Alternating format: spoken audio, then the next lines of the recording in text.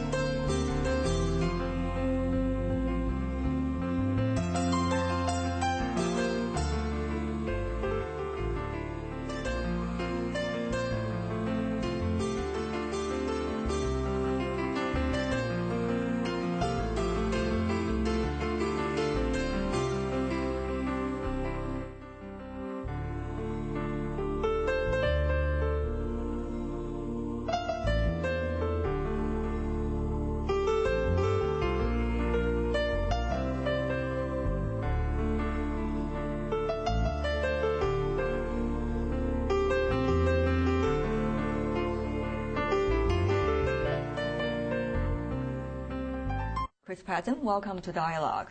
Very nice to be with you. You said in your newly published book, What Next? Surviving the 21st Century, you said you never had a Big Mac, and yet you're an ardent supporter of the globalization. How do you see, sir, the pros and cons about the debate of globalization, though? Well, I'm strongly in favor of freer trade, freer movement of people around the world. But I don't think everybody should be obliged to eat everything. My children say that while it is true that I have never in their sight eaten a Big Mac, they have seen me eat one of the French fries at a McDonald's restaurant. So I'm not as pure as I might seem. But to be serious, I think that it's undoubtedly the case that one of the main reasons for the explosion of economic growth in this century, despite the wars in Iraq and Afghanistan and so on. The reasons for that are, first of all, the liberalization of trade. Secondly, of course, the impact of technology on productivity. But in addition to that, the fact that China, India and other Asian countries have become such a fundamental part of the global economy. And I think that's been good for everybody. Good for China, but good for the rest of us as well. So your menu has to be enlarged, not only fish and chips and the French fries, but also Chinese food as well. Absolutely. And if there was if McDonald's served the sort of steamed fish that I love, then I'd eat that rather than a burger. Right. But to be serious, right now, as you may know, sir, we have a problem. The financial crisis that is having such an impact on everybody right now. Many say it is all starting from the securitization, as they call it in the financial world, on the Wall Street. And yet, where do you think the thing is going from here? Well, I think it started from two things. First of all, that Americans, British and some Europeans, but principally Americans and British, have done something which doesn't happen very much in China. Instead of saving money, we've spent money, and we've spent money that we don't have. So that, for example, every American household has on average 13 credit cards. There's been an explosion in debt, which now stands in household terms at 13 trillion, 14 trillion even dollars in America, 10 trillion for the country. And there are big figures in Britain as well, and also a huge bubble in house prices. Now, all that was unsustainable. America had become the world's borrower of last resort. By and large, the Americans would buy anything else the rest of the world wanted to sell it, but then borrow the money to purchase it. And that couldn't go on forever. The borrowing was hidden in all sorts of clever financial devices invented by banks and invented by financial service operators. And what we clearly need now, and what we're clearly going to get, is a rather painful economic adjustment in which we need in the West to save more, and an adjustment which, if it's to be sustained and if we're to renew economic growth, will have to involve better regulation of international financial movement. And they say this is actually the defects of capitalism that we have in the world today, both the greed and the desire to consume than what you have, more than what you have, and also the lack of regulation as a result of an ardent belief of the free market would do anything. Is that about capitalism that we're talking about? No, here? I think it's about, first of all, I think it's about human instincts which exist whatever the political system. I think fear and greed destroy a lot of different systems. And undoubtedly, in a capitalist system, there are people whose appetites are too large.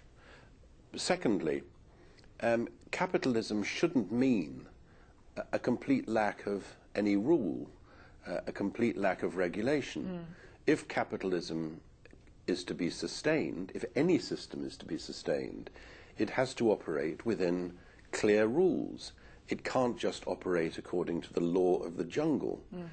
And the other thing which is important about capitalism is if it's to be morally defensible, it can't end up with some people very rich and other people left behind and very poor. Well, I'm afraid, sir, this is exactly what is going to have happened and what is going to happen even with the bailout plans. As you may know, with the United States, for example, they have $125 billion now for the major 9 banks. And the government has allowed these banks to use this money to buy out smaller banks, which means there's already a choice of who should live and who should die. The stronger one will survive no matter how big a mistake they made, and yet the weaker one will definitely die. Well, that's economic Darwinism, and we know that that has always happened and will always happen. But what I think is also going to happen now, everywhere, not only in the developed economies but in the emerging economies, is there is inevitably going to be much more emphasis placed on social equity, on fairness between different groups, whether urban livers and rural livers on the other side, or in America, the very high rollers, the people who've never had it so good since the roaring 20s, who've had hardly any tax to pay and huge incomes, and on the other hand, the average American earner whose wages have been stagnant for years. And I think one reason... It's not just in America, but it's in Europe as well. It's not as bad in Europe because we have more social democracy in Europe. We have a bigger welfare state. America has had bigger rewards and bigger opportunities for people, which is very good, but it doesn't have the same backdrop of social welfare policies, which has prevented too big a gap opening up in Europe between the rich and the poor. But I'm afraid, sir, what you have just suggested is not likely to happen because you look at what is happening right now.